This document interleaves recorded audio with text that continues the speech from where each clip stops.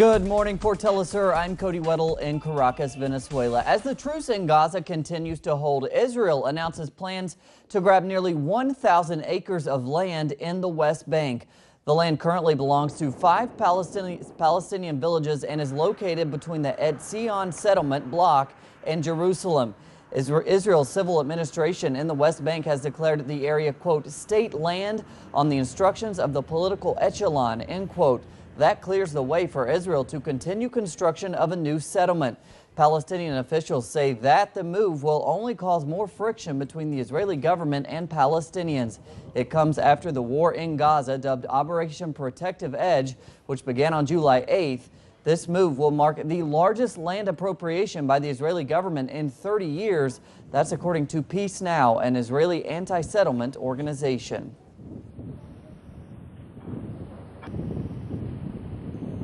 And in the meantime, the people of Gaza try to return to a normal life despite fears of future Israeli attacks. From Palestine, here's our correspondent Noor Harazin. 2 Palestinians succumbed to wounds that they sustained during the Israeli war on Gaza, bringing the total Palestinian death toll in the 51-day Israeli Protective Edge operation up to 2,155. Meanwhile, life is back to the streets of the coastal enclave, with Palestinians continuing to enjoy days of ceasefire, concerned, though, that each day could be the last peaceful one before an escalation. I feel so relieved that now we are able to safely leave our homes, but deep in our hearts we are still scared, as back in 2009 and 2012, the Israeli side violated the truce, dragging us into a new escalation, and this is something that we don't want it to happen. For security reasons, farmers in the Gaza Strip were not able to go or take care of their farms during the Israeli offensive on Gaza. It has meant that residents have been left with few and old vegetables. However, the boxes and shelves are now loaded with vegetables in the markets of Gaza after 7 weeks of being empty. Finally, I am able to buy my family some good food. During the war, we were feeding on canned meat and vegetables. I can't wait to get back home to surprise my children with the new bags with fruits, vegetables, and fresh meat. If you walk in the streets of central Gaza, you will also notice the huge number of people buying new clothes and housing goods. Unfortunately, it is not because they want to enjoy shopping or buy something new, but because they lost everything in the Israeli ground invasion. Creating a new life is their only way to survive the suffering in Gaza. As life returns back to the Gaza Strip, thousands of Palestinian families are left homeless, waiting on the international community to intervene and offer them a new shelter and a new life. Noor Harazin, Telesur TV, Gaza. And thanks again to Noor. The Iraqi army troops, backed by thousands of volunteer militiamen and U.S. airstrikes, entered the Sunday on the northern city of Ermerli that had been surrounded by the Islamic State extremists for about 2 months. According to local authorities, the jihadists from the IS had partially withdrawn from the outskirts of the besieged town around 110 miles north of Baghdad when the National Army attacked around dawn on Sunday. The attack came hours after U.S. jets cleared the way in order to rescue 12,000 residents from extremists. The Pentagon released a statement late Sunday saying that it has launched 120 airstrikes so far over various targets in Iraq, including Amirli and the Mosul Dam. Russian and Ukrainian officials will meet with Eastern Ukrainian federalist leaders in the Belarus capital on Monday for negotiations. In the lead up to the talks in Minsk, both Moscow and Kiev exchanged blame for exasperating the ongoing conflict. Russian President Vladimir Putin says the current Kiev leadership does not want to carry out a substantive political dialogue with the east of its country. Putin also suggests that dialogue on statehood be placed on the agenda for the southeastern region of Ukraine. Russian Foreign Minister Sergei Lavrov has called for agreeing to an immediate and unconditional ceasefire at the talks in Minsk. Monday, Australia unveiled new sanctions against Russia, which restrict arms exports and the access of Russian state-owned banks to Australian capital markets.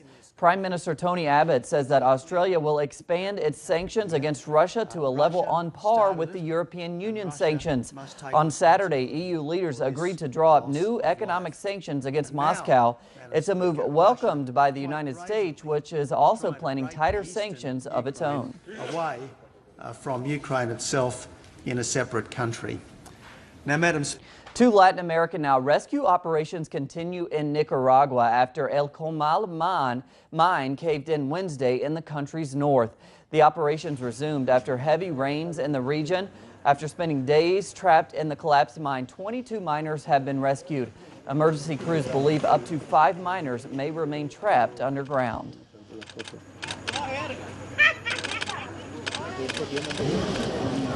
As October elections approach, a new televised debate is scheduled in Brazil today for presidential hopefuls. It comes after the first debate last Tuesday.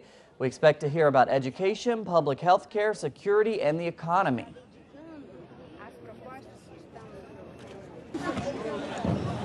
Colombian peace talks will resume in Cuba today, with the impact on victims remaining the main topic of discussion. Both the Colombian government and the FARC guerrilla group hosted long meetings with the first group of 12 victims that traveled to Havana days ago. Pakistani protesters continued to clash with police on Monday in Islamabad, demanding Prime Minister Nawaz Sharif's resignation. The protesters were armed with sticks and rocks. Confrontations with police turned violent over the weekend and left at least 3 people dead and 500 injured. Protesters attempted to push through police lines in one of many attempts to storm the Prime Minister's residence.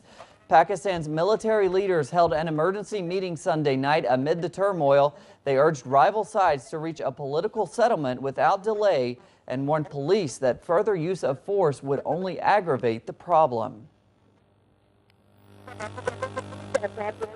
Syrian President Bashar al-Assad swore in his new government in the capital city of Damascus Sunday. He says security and reconstruction will be top priorities and urges ministers to tackle corruption.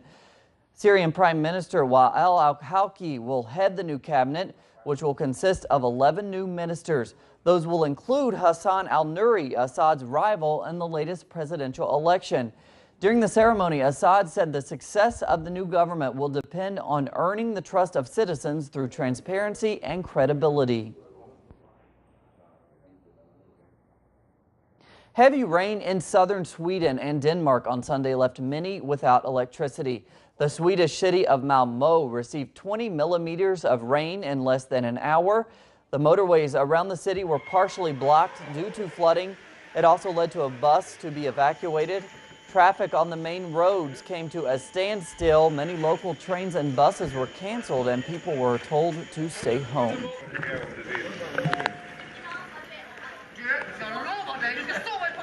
On Sunday, thousands of people in Guadalajara, Mexico enjoyed the annual International Mariachi Festival. Different bands, singers, and ensembles from all over the country took part in this festival that is celebrated since 1993. Artists and the Mexican people gathered in this opportunity to pay tribute to mariachi's music, the first musical genre recognized worldwide as truly Mexican that has persisted over time.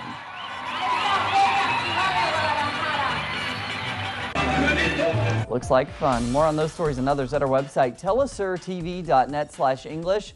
For Telesur English, I'm Cody Weddle. Have a great day.